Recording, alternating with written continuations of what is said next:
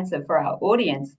So, obviously, being in Australia, we are particularly interested in the case study of An Eye for a Storm, which turned a 21-page Australian Defence Force white paper into a compelling story that's reached countless more readers than the original report.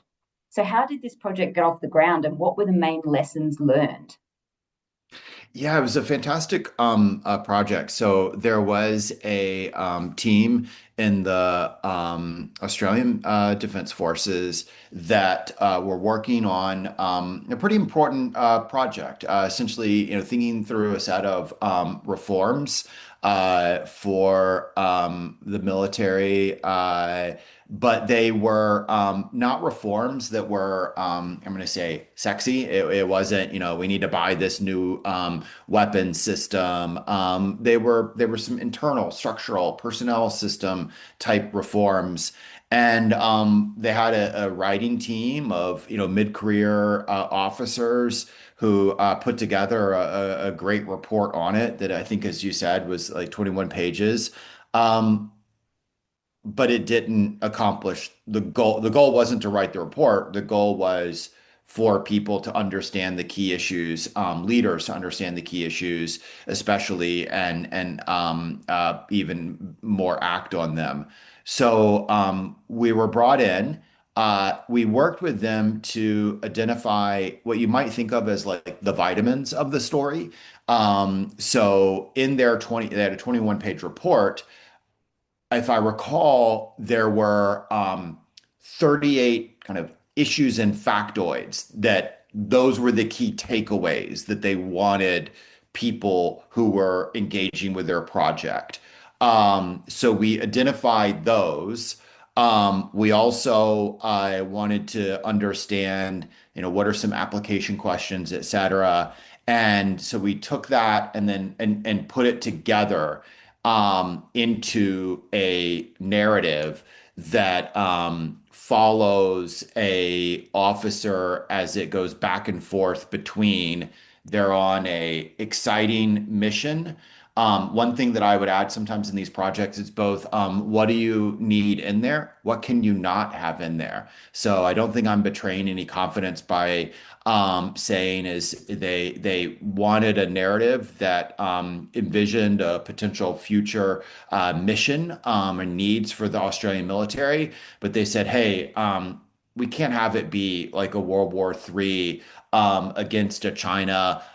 There's a lot of issues that come out from that, so we'd rather not have that. The envision mission set was a evacuation from an embassy in the wake of a tsunami. Some excitement, but then there's a series of flashbacks to where the officer is going through professional military training and living out the lessons of if we conduct these kind of reforms, this is the sort of system that we could have. And so the goal set was for the reader to be entertained, but also to now understand those 38 key ideas. What are they? But going to the emotional side, a little bit of a what we'd call a FOMO goal, fear of missing out. Wow, so it wasn't I want this scenario to come true. I want there to be an embassy evacuation. No, it was I would like to see o- okay, if this is possible, I like the way this officer was trained, or I like the kind of skills that they had in this situation. What can we do to make that happen? Aha, there's this reform plan. So the project turned out to be, as you noted, incredibly successful in a lot of different ways. It was published by the Defense Forces. Secondly, it was published in Task and Purpose.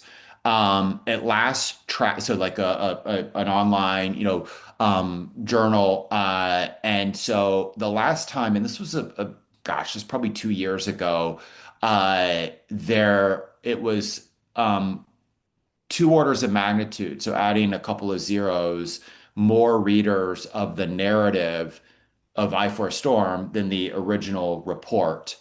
Actually, no, I think it was three orders of magnitude, maybe 1,000 more. It was like around like 15,000 plus readers in terms of downloads and click rates that we could see. But even more maybe significant to their, and again, not ordered to read it, but some lieutenant somewhere. But the second is among the reader set we confirmed was the Chief of Defense of Australia. So the most senior leader read it. Interestingly enough, I believe at last count it was seven US four-star generals or admirals had also read it. So you had all these like American leaders also getting the insights of this writing team of mid-career officers from Australia. Well, we're obviously very excited about that. That's very close to home for us. So, my final question is